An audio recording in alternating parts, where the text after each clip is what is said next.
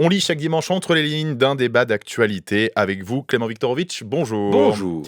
Aujourd'hui, vous vous penchez sur un mot en particulier, employé très souvent par le président de la République notamment. Il n'est pas le seul, mais lui, il l'a fait beaucoup, notamment ces derniers jours. La bienveillance, un concept sympathique en apparence évidemment, mais qui, selon vous, pourrait en réalité cacher une forme de violence. Pourquoi ? Et oui, ça paraît paradoxal, mais c'est ce que l'on va voir, la bienveillance. Un mot très cher de toute évidence aux yeux du chef de l'État. Il était au cœur de ses meetings durant la présidentielle de 2017. Souvenez-vous, Emmanuel Macron faisait applaudir plutôt que huer ses adversaires. On a retrouvé le même mot, la bienveillance, dans ses discours de campagne en 2022. Il faisait même partie de la déclaration prononcée par le chef de l'État au soir de sa réélection. Et cette semaine, c'est à 6 reprises qu'on a pu entendre ce mot lors de l'interview que le président a donnée au journaliste Hugo Travers sur YouTube. Il y a tout ce qu'on doit faire et qu'on est en train de développer pour mettre plus de bienveillance dans notre système scolaire et estudiantin, un manque de bienveillance du système. Moi, je suis pour la bienveillance et la tranquillité. Il faut que les familles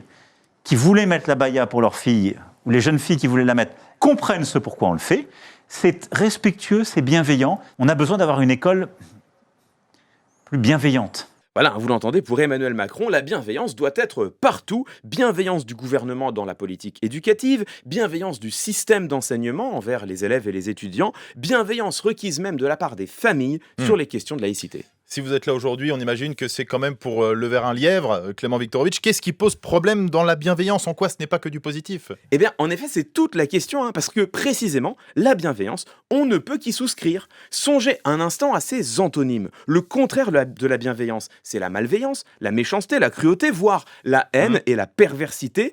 Quel serait donc le responsable politique qui pourrait se réclamer de telles valeurs ? A-t-il déjà existé dans l'histoire de l'humanité un chef d'État démocratique et même un chef d'État tout court qui assume de vouloir faire le malheur de son peuple ? Évidemment non. Ce genre de mots, dont il serait impossible de revendiquer le contraire, c'est ce qu'on appelle des concepts mobilisateurs, des termes sympathiques, c'est vrai, mais totalement creux. Alors, il pourrait être bien sûr possible de les définir, d'expliquer quelles sont leurs implications concrètes, sauf que ici, ça n'est absolument pas le cas. Emmanuel Macron est pour la bienveillance de la même manière qu'il serait pour la paix et contre le cancer. Mais là, on est dans le jeu classique du discours politique. Vous nous parlez souvent de ce genre de choses. Oui, c'est vrai. Et d'ailleurs, Emmanuel Macron, il faut le dire, n'est pas le seul à utiliser ce terme.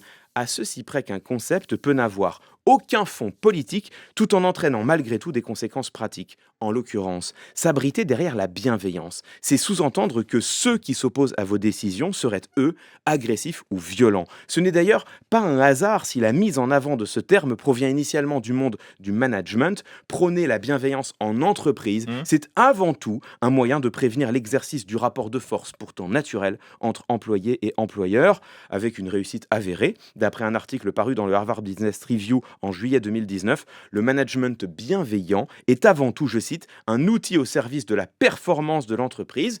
La bienveillance, c'est le procédé rhétorique déployé par ceux qui ont intérêt au statu quo pour disqualifier l'expression des luttes et des conflits. Donc, avec l'usage du terme bienveillance, on est dans de la simple stratégie politique ? Eh bien, je crois que cela va même au-delà de cela, c'est presque une négation de la politique. Le mot bienveillance, que signifie-t-il ? Il est dérivé du latin benevolentiae, vouloir faire le bien d'autrui, ce qui implique évidemment de prétendre savoir ce qui est bon pour l'autre. Or, la politique, c'est par définition le domaine du conflit. Les questions que nous avons besoin d'arbitrer politiquement, ce sont celles par définition sur lesquelles il nous faut trancher un désaccord collectif. En politique, il n'y a pas de bon et de mauvais, de bienveillant et de malveillant. Il n'y a que des rapports de force légitimes entre des valeurs et des intérêts divergents.